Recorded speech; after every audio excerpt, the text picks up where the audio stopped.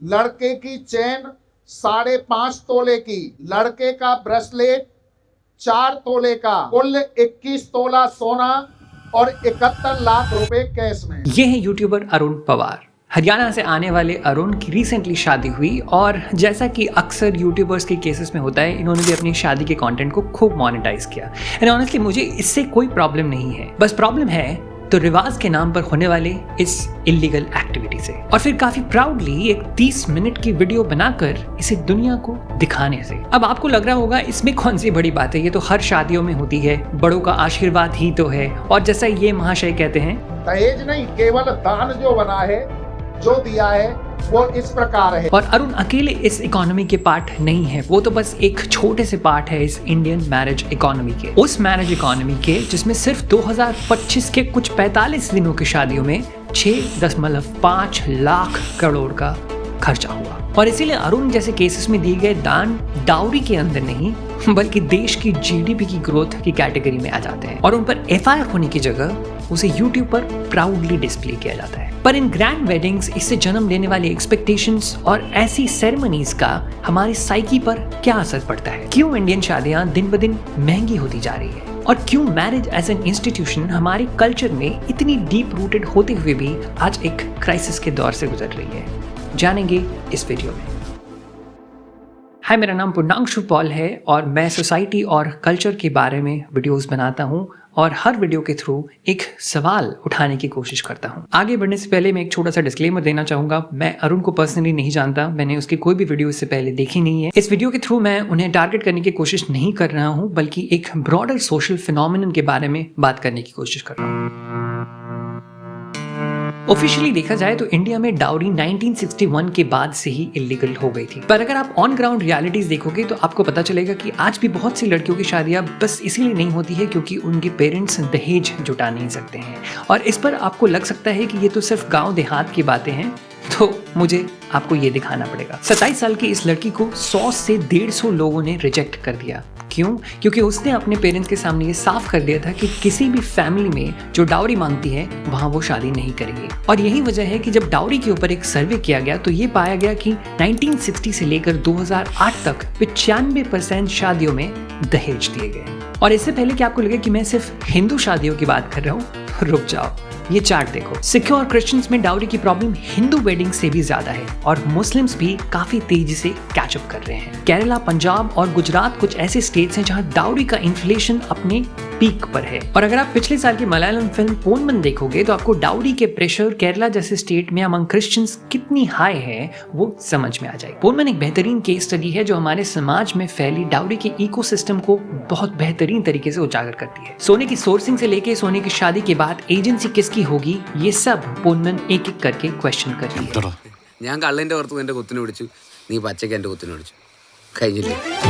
और ऐसी शादियां ना अल्टीमेटली एक इम्बैलेंस तैयार करती है। वो हमेशा ब्राइड के फैमिली को एक प्रेशर में रखती है और ग्रूम के फैमिली को प्रायोरिटाइज करती है, because the bride family has to gather the money for the dowry. एक स्टडी में पाया गया कि रूरल इंडिया में जहां परिवारों में एक या उससे ज्यादा बेटियां होती हैं, उन घरों में पेरेंट्स की सेविंग टेंडेंसी लड़कों के घरों की तुलना में ज्यादा रहती है। और सिर्फ सेविंग्स ही नहीं, financial institutions like the banks और the unregulated financial institutions like money lenders या गोल्ड लेंडर्स, उनसे भी ये पेरेंट्स शादी से ठीक पहले बोरोइंग की पैटर्न साफ दिखाते हैं। यानी कि चमकती दमकती शादी के लिए ऑलमोस्ट ऑलवेज लड़की वालों की फैमिली को ज्यादा प्रेशर में रहना पड़ता है, और ये शुरुआत से ही शादियों को एक अनइवन पैक्ट बना देता है। और कुछ इसी से जुड़ी है अगली प्रॉब्लम जो इंडियन शादी को एक परफॉर्मेटिव T20 मैच में बदल देती है।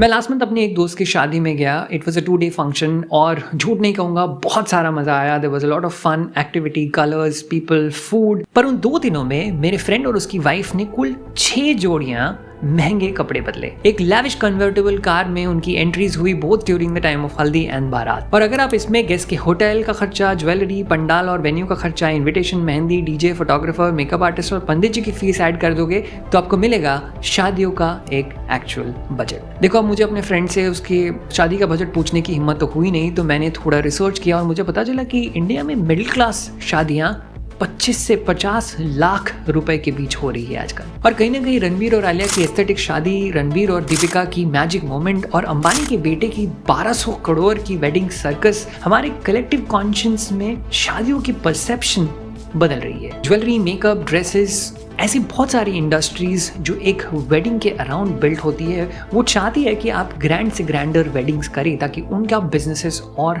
ज्यादा शूट अप हो। मार्केटिंग आपको एस्पायर करती है कि आपकी शादी भी बिल्कुल रणबीर और आलिया की तरह हो सकती है, बस आपको अपनी जेब ढीली करनी पड़ सकती है। पंजाब की शादी को एग्जाम्पल देता हूँ। पंजाब की शादियों में अब बारात सिर्फ एक लग्जरी कार में नहीं आती, बल्कि एक ऑरा लिफ्टिंग का पार्ट बन गई है, जहाँ एक BMW 1 लाख रुपए से ज्यादा रेंट की आती है। किसकी शादी सोशल मीडिया पे ज्यादा ग्रैंड लगेगी, किसकी फोटोज और वीडियोस से बहुत ज्यादा लाइक्स, एंगेजमेंट मिलेंगे, this is what we are looking forward to when we are talking about marriages. और इसी परफॉर्मेटिव T20 मैच के सुपर ओवर हैं हमारे इंडियन पेरेंट्स। बच्चे छोटी शादियां अगर चाहे भी तो लोग क्या कहेंगे के प्रेशर में आके वो एक बड़ा शामियाना लगाते हैं और कुछ हजार ऐसे लोगों को खिलाते हैं जिनको खाने पड़ने की कोई दिक्कत नहीं है। और मैं गारंटी से कह सकता हूं कि आप किसी भी दूल्हा दुल्हन को ऑन द स्टेज जाकर किसी एक रैंडम इंसान की तरह पिन पॉइंट करोगे और उसको पूछोगे कि उसका नाम क्या है तो वो पता नहीं पाएंगे। और ये प्रेशर कभी कभी इतना ज्यादा होता है कि दूल्हा और दुल्हन को अपनी ही शादी में कुछ बोलने का हक नहीं हो पाता है।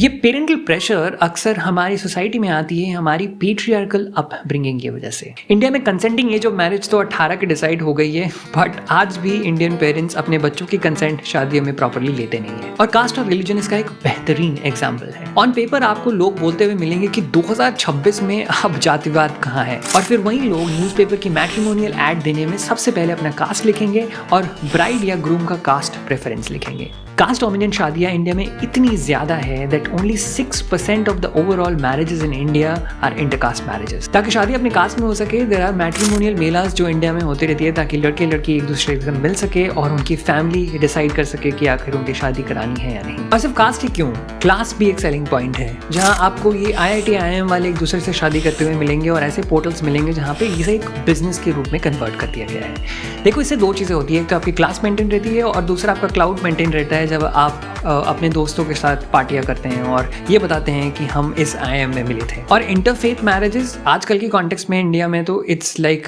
टेकिंग लाइफ रिस्क्स, तो यूजुअली लोग उसे थोड़ा अवॉइड ही करते हैं and that's why the numbers are abysmally low in India. मुझे याद है मेरी माँ ने जब मेरी पहली गर्लफ्रेंड बनी थी उस समय ये बता दिया था कि किसी से भी शादी कर लेना बट मुस्लिम को इस घर के अंदर मत लाना। और कहीं ना कहीं सबकॉन्शियसली ये मेरे दिमाग में घर कर गई। जब मैं कॉलेज में था मुझे काफ़ी मुस्लिम लड़कियाँ अच्छी लगती थी, बट मुझे ये पता था कि प्रॉब्लम मेरा कोई फ्यूचर उनके साथ नहीं है। तो जिस सोसाइटी में सबकॉन्शियसली आपके चॉइस ऑफ पार्टनर को ही कर्टेल किया जाता है फ्रॉम द वेरी बिगिनिंग, आप ये कैसे एक्सपेक्ट कर सकते हैं कि पेरेंट्स लड़के और लड़कियों को अपनी शादी के लिए एजेंसी प्रोवाइड करेंगे।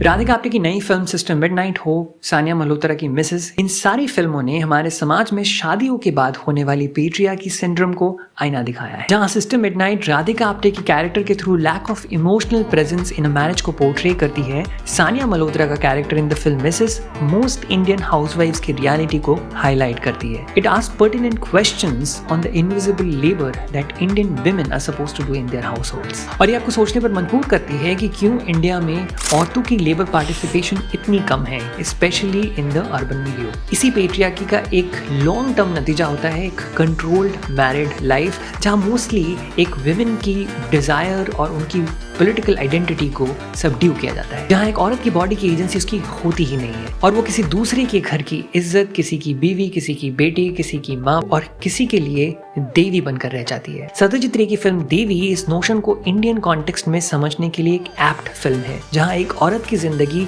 उसके ससुर जी को सपने में उसमें काली माँ दिखने की वजह से बर्बाद हो जाती है। और इस प्रोलॉन्ग्ड रोबिंग ऑफ एजेंसी का नतीजा होता है एक pent up anger and frustration जो एक ऑलरेडी स्क्यूड मैरिज को और ज्यादा हार्म करती है।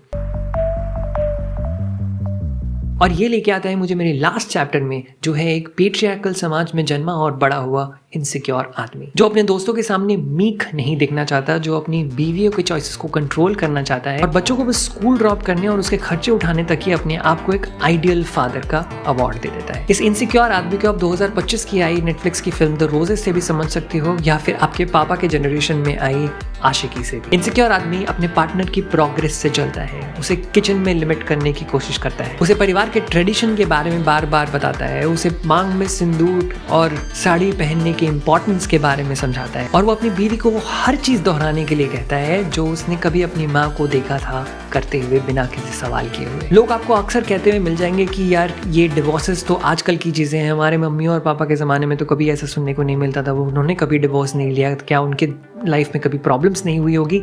अगर आपको ऐसा लगता है तो ये सिर्फ इंडिया वाइड फिनोमेना नहीं है, बल्कि एक ग्लोबल फिनोमेना है दैट इज हैपनिंग, और उसके कुछ रीजंस हैं जो मैं आपको आज बताना चाहता हूँ। The first and the foremost reason of that is financial independence of women and their education. वो अपने डिसीजंस आज खुद ले रही हैं, एक इनसिक्योर आदमी को पॉइंट आउट करके ये बता सकती है कि आप इनसिक्योर हो रहे हो, और इवन विद अ किड एक टॉक्सिक मैरिज से बाहर निकलने का साहस रख पाती है। मैं खुद काफ़ी लोगों को जानता हूँ जिन्होंने अपनी लाइफ में ये डिसीजन लिया and they are leading a very happy life now. और इसीलिए सेंचुरी से चली आ रही है पेट्रियार्की के इल इफेक्ट से ग्रस्त मर्दों को महिलाओं के फाइनेंशियल इंडिपेंडेंस और एजुकेशन से इतना डर लगता है। पंचायत में बैठे मर्दों को औरतों के फोन इस्तेमाल करने का हक छीन लेना सही लगता है। इंटरनेट पे फेमिनिस्ट वॉइसेस को आए दिन ट्रोल करना लॉजिकल लगता है, ठीक जैसे उन पॉलिटिकल पार्टीज को जिनको ये इनसिक्योरिटी रहती है कि अगर एक्चुअली लोग शिक्षित हो गए तो मोबाइल डेटा नहीं बल्कि एक्चुअली अपना हक मांगना शुरू कर देंगे।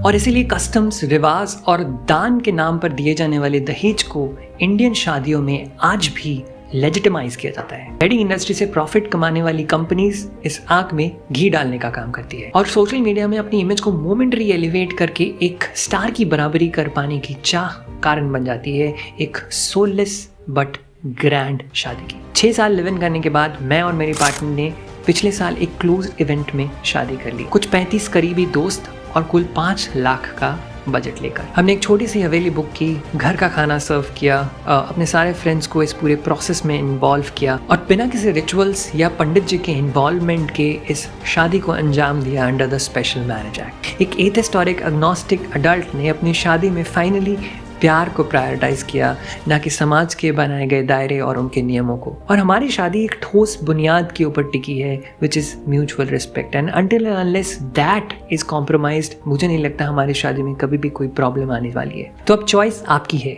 या तो आप इन्फ्लुएंसर अरुण पवार के इंस्टीट्यूशन ऑफ मैरिज की तरह शादियों को ग्लैमराइज कर सकते हो, या फिर एग्जिस्टिंग शादियों को एक नए प्रोस्पेक्ट से देखने की कोशिश कर सकते हो। और कहीं ना कहीं आपको अपने आप से ये सवाल पूछना पड़ेगा कि आपके लिए समाज का एक्सेप्टेंस ज़्यादा ज़रूरी है या अपनी वैल्यूज़।